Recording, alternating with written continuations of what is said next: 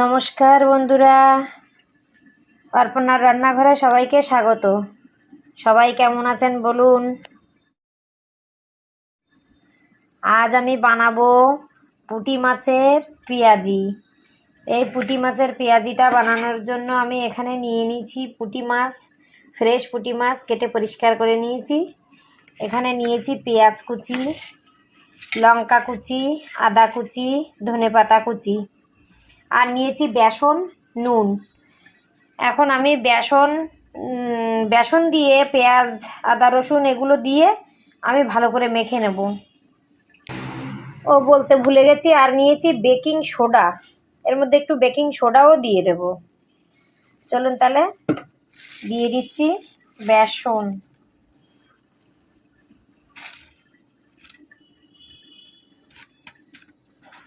এখানে পেঁয়াজ কুচি, লঙ্কা কুচি, আদা কুচি, ধনেপাতা কুচি একসঙ্গে দিয়ে দিচ্ছি।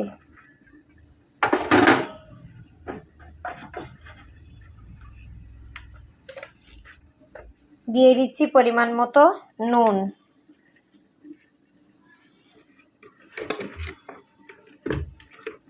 দিয়ে দিচ্ছি সামান্য হলুদ। দেখুন বন্ধুরা, এই দুটো সাইড কিন্তু সুন্দর হয়ে গেছে। আমি এবার এগুলো উঠিয়ে নেব। বাকিগুলো একইভাবে ভেজে নেব।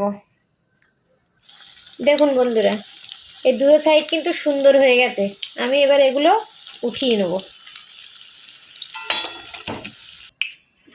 বাকিগুলো একইভাবে ভেজে নেব।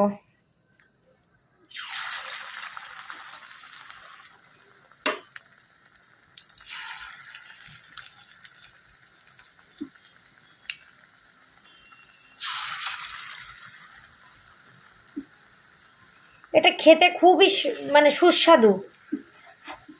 কি বলবো, পুঁটি মাছের পেঁয়াজি এত ভালো লাগে খেতে। এর উপরে শুধু একটু সস দিতে হবে, আর ডেকোরেশনের জন্য একটু নুন, পেঁয়াজ দিয়ে দিতে হবে, কাঁচা পেঁয়াজ। দেখুন আমার এগুলো ভালো ভাজা হয়ে গেছে। আমি এবার এগুলো উঠিয়ে নেব। দেখুন বন্ধুরা, খুব কম সময়ে রেডি হয়ে গেছে পুঁটি মাছের পেঁয়াজি। আমি এর উপর দিয়ে একটু পেঁয়াজ দিয়ে দিয়েছি, আর একটু বিট নুন দিয়ে দিচ্ছি। বিট নুনটা দিলে পেঁয়াজিটা খেতে ভালো লাগে। একটু বিট নুন দিয়ে দিলাম, আর দিয়ে দিচ্ছি একটু গোলমরিচের গুঁড়ো। দেখুন, এটা হচ্ছে গোলমরিচের গুঁড়ো। গোলমরিচের গুঁড়ো সেন্টটা খুব ভালো লাগে। এটা বাড়িতে বানানো গোলমরিচের গুঁড়ো, সামান্য একটু দিয়ে দিলাম। এভাবে একবার বাড়িতে বানিয়ে খেয়ে দেখুন, ভীষণ ভালো লাগে। আমি এখানে দিয়ে দিয়েছি একটু কাসুন্দি।